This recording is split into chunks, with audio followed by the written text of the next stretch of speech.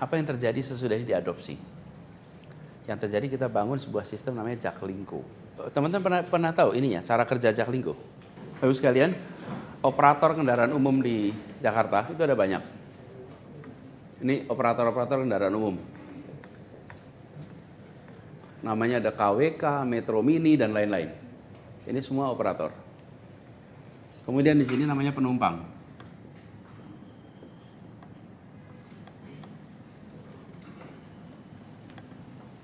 Mereka bertransaksi. Terus kami di sini, pemerintah, itu membuat regulasi yang mengatur agar transaksi ini terjadi. Oke? Kami juga buat regulasi tentang rutenya dan lain-lain. Tapi transaksi antar ini, Anda bayar kepada operator. Lalu saya sampaikan, ini masalahnya bukan nggak ada public transport. Di Jakarta tuh ada public transport, tapi tidak integrasi. Jadi kata kuncinya adalah integrasi. Jadi ini harus satu kesatuan. Supaya rutenya terintegrasi, payment sistemnya terintegrasi, manajemennya terintegrasi. Jadi operator-operator itu saya undang ke Balai Kota. Itu sekitar Februari 2018. Itu ya, kalau boleh saya ceritakan, pertemuan paling panas yang pernah saya ikutin. Panas betul. Kalau kemarin nggak panas, nggak ada panas-panasnya. Panas betul. Seruangan itu adalah para operator, para pemilik, para manajemen, dan sebagian ibu-ibu.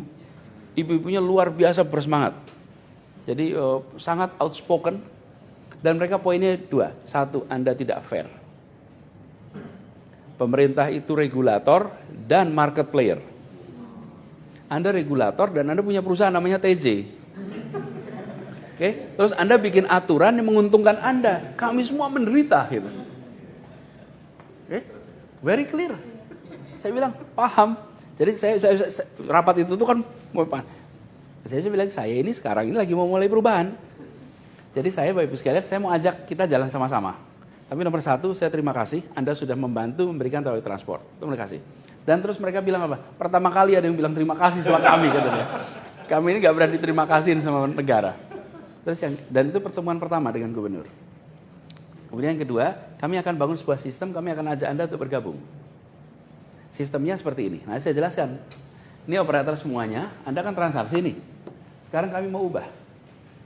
Anda tidak usah lagi bertransaksi dengan warga, tapi bertransaksi dengan kami. Oke? Kami akan bayar jasa Anda per kilometer. Penumpangnya berapapun dibayar per kilometer. Jadi Anda nggak usah khawatir. Tapi Anda harus bergabung dalam satu sistem nih. Yang kedua, buat penumpang nggak usah bayar ke sana, cukup bayar ke pemerintah aja. Oke? Anda bayar. Kemarin kita bayar 5.000, Anda bayar 5.000, Anda bisa pakai 3 jam. Kemana saja. Bisa gonta-ganti antar ini tanpa harus ada extra payment.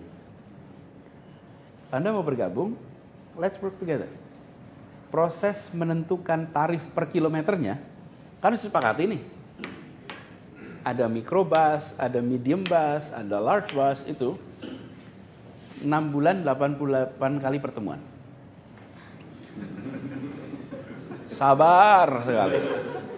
Dan dunia nggak tahu kalau itu terjadi. Itu belakang layar. Sampai akhirnya ketemu berapa unit cost per kilometer. Tapi apa yang terjadi? Sehat. Nggak usah kebut-kebutan. Nggak usah ngejar setoran. Kemudian tenang, tidak ada lagi rute basah dan rute kering. Tidak ada lagi jalur yang orangnya dipindah di tengah jalan. Ingat ya. Dan kemudian mereka punya kontrak dengan pemerintah. Coba cari kalau masih ada Metro Mini Jakarta sekarang. Apa yang terjadi? Mereka punya kontrak ke pemerintah, perusahaannya ganti armadanya. Tanpa harus kami perintahkan, ganti. Mereka juga kepengen ganti kok selama ini. Cuman uangnya nggak ada. Karena itulah kenapa kampas remnya bermasalah, kampas koplingnya bermasalah. Karena revenue dari sini nggak cukup. Ini dihitung beneran nih biayanya. Ekosistem public transport kita jadi sehat. Very healthy. Jadi kita bukan begini loh caranya. Kalau yang saya jangan kemudian Transjakarta digedein semua dimatikan. Jangan, ini dihidupkan. Justru sekarang mereka merasa sekarang kami bisa berusaha dengan baik. Pemerintah membeli jasa kami. Ekosistem itu nggak mati, tapi dibuat sehat. Biayanya, nah di sini ada selisihnya nih.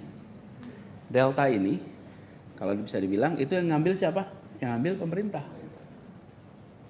Biaya di sini misalnya alfa, di sini beta, kemudian terjadi kan? Ada kenyataan ini. Kenyataannya begini nih. Siapa yang absorb? Yang absorb adalah subsidi dari pemerintah.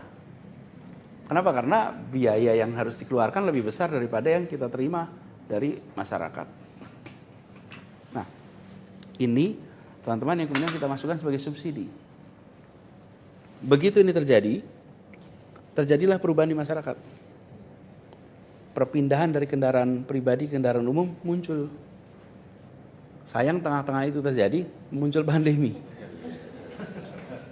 Ya kan pandemi orang nggak naik kendaraan umum gitu. Coba lihat datanya Pak. Jadi ini Jaklingko itu yang menurut saya menarik tuh grafik yang kanan aja guys, gedein yang kanan. Yang kanan, daily ridership. Nah itu dia. Oke, bayangkan dari 350.000 jadi 1 juta. Itu Ridership. Daily. Jadi ada satu orang sekarang yang naik 1 juta orang yang naik kendaraan umum. Nah kita berharap by 2030 4 juta. Kalau 4 juta orang bisa naik kendaraan umum, Jakarta akan menjadi kota di mana biaya mobilitas akan murah. Nah, kemudian yang kedua, coverage-nya. Coverage-nya sekarang 82%. Tahun 2017 hanya 42%. Sekarang 82%, we double the coverage. Kenapa double coverage bisa? Angkot-angkotnya itu datang ke semua tempat tenang. Wong saya dibayar per kilometer kok. Di seluruh dunia kalau kendaraan umum itu cost-nya dihitungnya per kilometer, bukan per penumpang. Kalau enggak pada balapan.